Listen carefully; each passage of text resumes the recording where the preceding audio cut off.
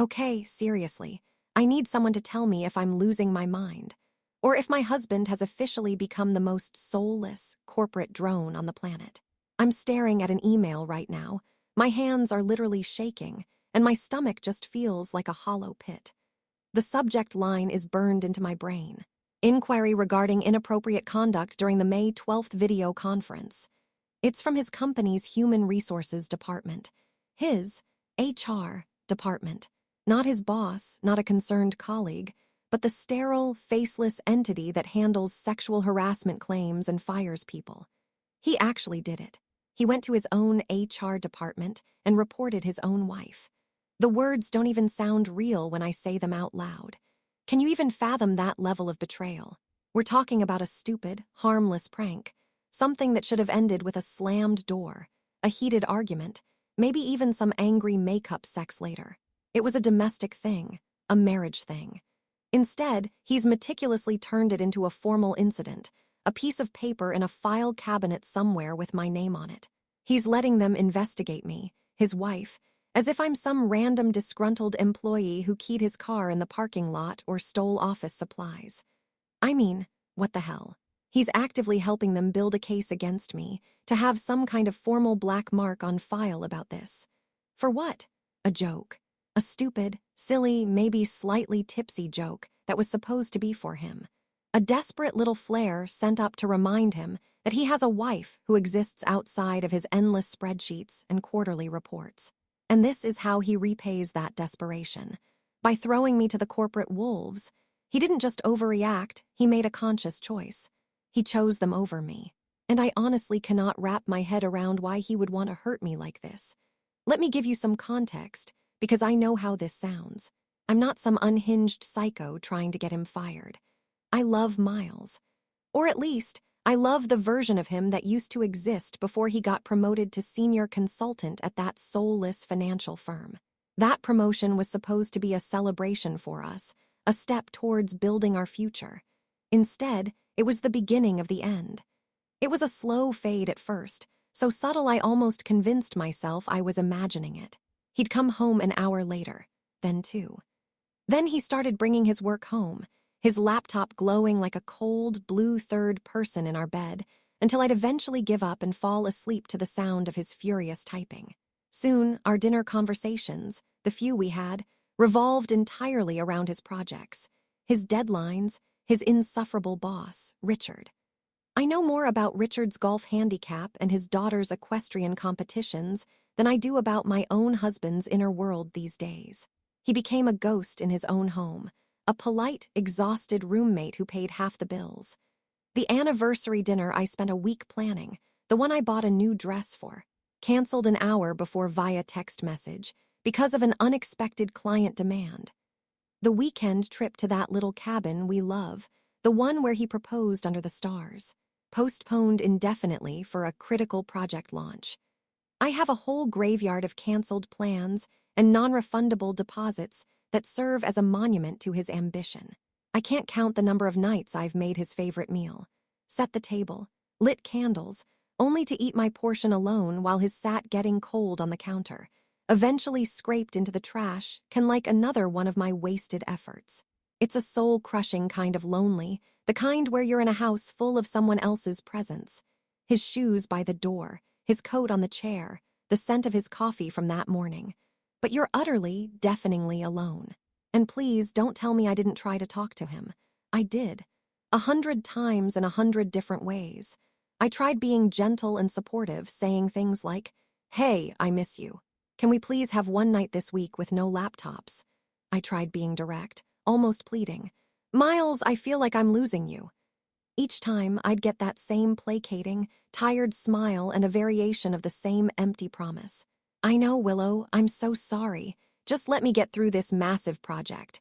Things will be different then." But then never comes. It's a constantly shifting goalpost, a promise of a future that feels more and more like a cruel lie. My needs, my feelings, our entire life together, it all became secondary to his career. So, yes, I did something stupid and impulsive, but it wasn't malicious. It was a desperate, pathetic flare gun fired from a life raft. I just wanted him to see me. I wanted to do something so impossible to ignore that he'd be forced to look up from his damn screen and remember I was still there. So, the day of the incident. It was a Tuesday, I think. Not that it matters. All the days blur together when you're married to a man whose calendar is managed by a remote assistant in another time zone. He'd been locked in his home office since 7 a.m., and I could hear his conference call voice booming through the door. That overly formal, slightly deeper, artificially cheerful tone he uses for clients. It's a voice I've come to hate. He had mentioned this particular meeting was absolutely critical, a phrase that has lost all meaning to me because they're all critical. Every call, every email, every quarterly report is treated with the life-or-death gravity of a surgeon in an operating room. I had tried to be the supportive wife. I made him a fresh coffee a few hours earlier, placing it on his desk as quietly as possible. He barely looked up from his screen, just gave a distracted grunt of thanks that was more air than sound. I might as well have been a room service attendant. By late afternoon, I was bored out of my skull, intensely lonely, and frankly, getting pretty pissed off. I was wandering around our silent house, tidying things that were already tidy, feeling more like a museum curator than a wife. I poured myself a generous glass of wine, and then another. I'm not going to lie, I was feeling buzzed, a little reckless, and desperate for some kind of human interaction. The idea popped into my head not as a calculated, malicious plan, but as a spontaneous, mischievous spark. It felt funny in a dark, rebellious way. It felt like something the old us, the couple who used to make out in movie theaters and skip work to go to the beach, would have laughed hysterically about. I thought, what is the one thing in the entire world that could possibly penetrate that corporate force field he's built around himself? What could I do that he couldn't possibly ignore or dismiss with a "just a second, honey"? So I did it. I slipped off my robe, left it in a heap on the living room floor, and tiptoed to his office door. I waited for a moment when he was listening, not speaking, his face a mask of professional attentiveness. Then I strolled past the doorway, right in the frame of his webcam. I wasn't being overtly sexual. I didn't dance or gyrate. I just walked by, slowly and deliberately, completely naked. I made eye contact with him for a split second, gave him a little smirk and a playful wink, and then continued on to the kitchen as if nothing had happened. The whole thing couldn't have lasted more than 3, maybe 4 seconds. A tiny, fleeting moment. In my mind, the best-case scenario was that he'd see me. His eyes would go wide with shock. He'd quickly angle his camera towards the ceiling, and we'd have this hilarious, secret moment of intimacy amidst his sterile corporate world. I pictured him barely suppressing a smile for the rest of his call, and then storming out of the office afterward to grab me and punish me. That's all I wanted. A reaction. A spark. Anything to prove he was still my husband, not just a senior consultant for Sterling Price Advisory. The meeting ended about an hour later. It was the longest hour of my life. I heard the distinct click of his laptop closing, a sound that usually signals a brief reprieve from his corporate persona. I was in the kitchen, pretending to be busy by unloading the dishwasher, my heart doing a nervous, fluttery dance against my ribs. I was anticipating a confrontation, sure, but a marital one. I was bracing myself for him to come storming out, exasperated but maybe, hopefully, a little turned on beneath the anger. I had a whole script in my head. He'd say, "Willow, what the hell was that?" And I'd give him a playful, defiant smirk and say, "What? A man can't get a reminder of what he's missing." I was ready for the argument, ready for the drama, ready for the explosion that would, I hoped, finally clear the suffocatingly polite air between us. But that's not what happened. The man who walked out of that office wasn't my husband. He was a stranger wearing Miles's skin. His face was completely drained of color, a waxy, pale mask that made him look sick under the warm kitchen lights. There was no anger in his eyes, no fire, no passion at all. There was just nothing. A flat, hollow emptiness that scared me more than any amount of yelling ever could. He walked over to the counter and leaned against it heavily, as if his legs might give out, and stared at the wall, refusing to look at me. The silence stretched on, thick and suffocating. He finally spoke, and his voice was unnervingly calm, so quiet it was barely a whisper. "Willow," he said, the single word hanging in the air. Do you have any idea, any concept at all of what you just did? I tried to force a laugh, to keep the mood light, to pull us back into the familiar territory of a silly squabble. Oh, come on, Miles. It was a joke. I was just trying to get your attention for once. Sue me. He finally turned his head and looked at me, and the sheer, undiluted disappointment in his eyes was like a physical blow. It knocked the air right out of my lungs. A joke. Willow. That wasn't the weekly team huddle with Richard and the guys. That was the initial pitch to the Althany Investment Group. These are men from a culture so conservative they barely shake hands with women in a business setting. My boss, Frank, was on that call. The senior vice president of the entire firm, Mr. Davenport, was on that call. They all saw you. The chat log on the side of the screen just stopped. Complete silence for a full minute. He paused, swallowing hard, and his voice cracked just a little. You didn't just embarrass me, Willow. You potentially destroyed a multi-million-dollar deal we've been working on for 6 months. You made me, and by extension the entire company, look like a complete, unprofessional joke. I opened my mouth to argue, to defend myself, to shout that he was the one who pushed me to this, that he was the one who was never present. But he just held up a hand, a gesture that was both weary and final. I can't even talk about this right now, he said, his voice flat and dead. I don't think I can even look at you. He walked past me as if I wasn't there, went into our bedroom, and I heard the quiet slide of his closet door. He emerged a few minutes later with a small duffel bag packed with a few shirts and his toiletries. He didn't slam a single drawer. He moved with a quiet, deliberate precision that was utterly terrifying. When I followed him to the door, my bravado crumbling into a desperate plea for him to talk to me, he just looked at me with those dead eyes and said, My career, Willow, the one that pays for this house, for our life, is built on a foundation of professionalism, discipline, and trust. You took a sledgehammer to that foundation today for a cheap laugh. I need some space to figure out what, if anything, is left. And then he was gone. No yelling, no storming out, just the quiet click of the front door closing, leaving me in a silence that was louder and more final than any fight we'd ever had. For the first day, maybe 2, I was mostly just angry. I stewed in the echoey silence of our house, pacing from room to room, replaying his parting words and twisting them into evidence of his cruelty. How dare he be more concerned with the delicate sensibilities of some stuffy, archaic investors than with the feelings of his own wife? I convinced myself he was being theatrical, using this one incident as a weapon to punish me for all the times I'd complained about his work. He'd cool off in some sterile hotel room for a night or 2, realize how empty it was without me, and come home, tail between his legs, begging for my forgiveness. I was so certain of this narrative. The arrival of the HR email didn't just poke a hole in that delusion. It shattered it into a million razor-sharp pieces. That's when the cold, creeping panic set in. This wasn't him being dramatic. This was him following a formal corporate protocol. He was treating our marriage, our life, like a workplace incident report.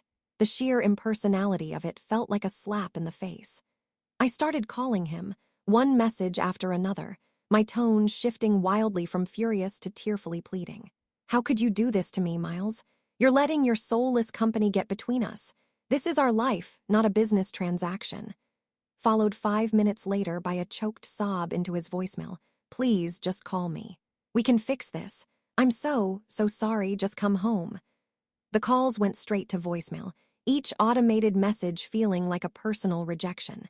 I sent a barrage of texts, a chaotic, time-stamped record of my own unraveling. Accusations, apologies, nostalgic photos of us in happier times, desperate declarations of love. After about the 10th message, my phone buzzed. For a heart-stopping second, I thought it was him, that he was finally breaking. But the reply was a single, sterile sentence that could have been written by a lawyer. This is a company matter now, Willow. I have to follow the process. It was like being blocked, not by a person, but by a corporate firewall. Desperate for an ally, for someone to validate my sense of injustice, I turned to our friends. I called my best friend, Jessica, who has known both of us since college. I launched into my side of the story, carefully editing the details, framing it as a silly, wine-fueled prank gone wrong and Miles's insane, cold-hearted overreaction. I was expecting a chorus of sympathy, of her saying, "Oh my God, he's being a complete jerk." Instead, there was a long, awkward pause on the other end of the line. "Wow, Willow," she finally said, her voice strained and careful. "That's a lot. I mean, his job is really, really important to him. You know his background, how hard he worked to get where he is." It wasn't condemnation, but it certainly wasn't the validation I craved. She made a flimsy excuse about having to take another call and promised to talk later, but she never called back. I tried another mutual friend, Sam, and got a similar, vaguely uncomfortable response. "Geez, that's tough, Willow. I hope you guys can work it out." There was no offer to come over, no invitation to vent over drinks. They weren't taking his side, not explicitly, but they weren't taking mine either. They were carefully, awkwardly, distancing themselves, treating our marital crisis like a radioactive spill they didn't want to get near. For the first time, I felt the ground shifting beneath my feet. The narrative I had built so carefully in my head.